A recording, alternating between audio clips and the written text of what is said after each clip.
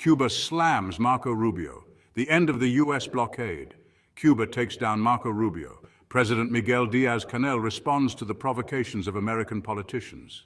For years, Cuba's international politics have been a hot topic, not just because of the challenges the island faces at home, but also because of aggressive interventions from other countries, mainly the United States. Senator Marco Rubio is a key figure at the center of this fight. He's constantly trying to discredit Cuba. But Cuban President Miguel Diaz-Canel's recent response shows that Rubio's attacks aren't hurting Cuba. Diaz-Canel directly refuted Rubio's baseless accusations. He also called out the hypocrisy of American politicians and their cynical actions regarding the economic blockade and the situation in Cuba. The conflict between Cuba and the United States is nothing new.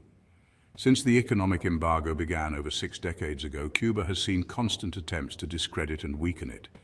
This comes from politicians who, driven by money and power, want to keep the pressure on the Cuban people. Rubio strongly supports an aggressive agenda against Cuba. He's made wild accusations and spread conspiracy theories about the island, calling it a threat to humanity. What Rubio and other politicians don't understand or choose to ignore is that the real problem for Cubans isn't their government, it's the economic blockade. Since it began, it's hurt every part of Cuban society, making daily life harder and creating a humanitarian crisis that's lasted for generations. In a recent social media post, President Diaz-Canel called Rubio's accusations another example of America's hypocritical foreign policy. Diaz-Canel strongly labeled American politicians as cynics. He said their story about Cuba being an enemy of humanity is just a cover-up. They're hiding the real cause of the island's problems, the blockade. The Cuban leader says Rubio's claims are baseless and aim to distract from the real culprits of the crisis, the imperialist policies of the United States. For years, American officials, especially Cuban Americans like Rubio, have used their power to paint Cuba as an oppressive regime that violates human rights and creates instability. Rubio's aggressive words are alarming, especially since his speeches are full of accusations without any real proof. He's even called Cuba, Venezuela, and Nicaragua enemies of humanity. He says their governments are global threats because they supposedly destabilize the region. But the Cuban president didn't let these statements slide. He emphasized that the real threat to humanity is the economic blockade imposed by the United States. This blockade has had devastating effects not just on Cuba, but on the entire region. The blockade, the real cause of Cuban suffering. Diaz-Canel was clear. The migration crisis that has hit Cuba in recent years is directly linked to the tightening of the blockade. The restrictions imposed by the United States haven't just hurt the Cuban economy, they've caused a mass exodus of Cuban citizens. They're trying to escape a reality marked by shortages of essential goods, lack of access to basic services, and widespread unemployment. This exodus isn't because of an oppressive government, as Rubio suggests, but because of a strategy designed by the United States to economically suffocate Cuba and destabilize the nation, pushing the population to their breaking point. The reality is that the embargo hasn't just affected the island's infrastructure. It's robbed Cubans of opportunities to improve their quality of life, from healthcare to education, from access to basic food to the development of new technologies.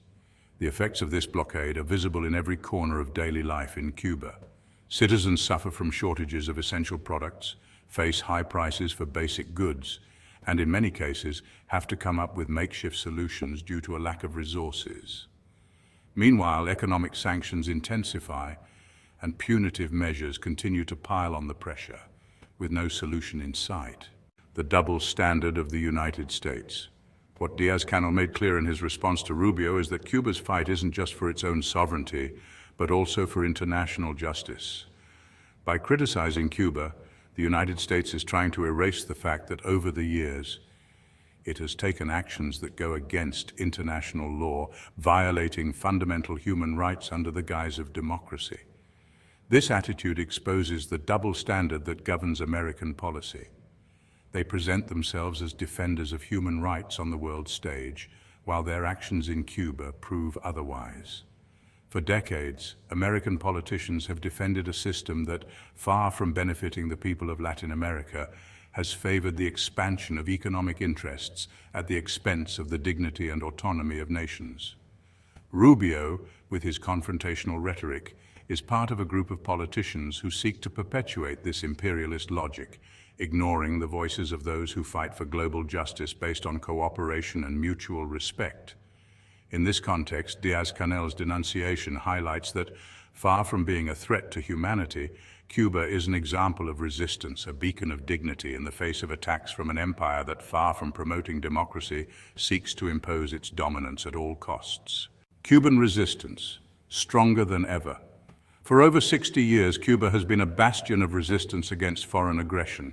Each new attack, each new sanction has only strengthened the resolve of the Cuban people. Díaz-Canel's message is clear.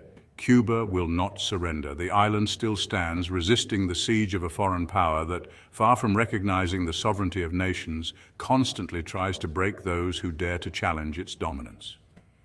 Cuba's fight against the blockade is a fight for justice. It's a fight for the self-determination of peoples and against an imperialism that, through its economic policies, seeks to strip nations of their ability to decide their own destiny.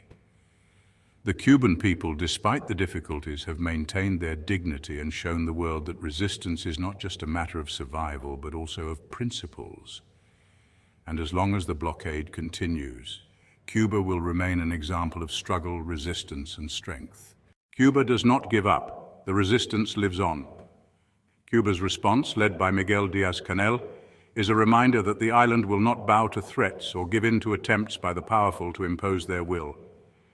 Cuba has resisted for over 6 decades, and its people remain steadfast in their struggle for self-determination, for justice, and for dignity. Marco Rubio and his followers can continue trying to discredit the island, but the truth is clear. The real enemy of humanity is imperialism, not Cuba. In this war of words, sanctions, and international pressure, Cuba stands as a symbol of resistance,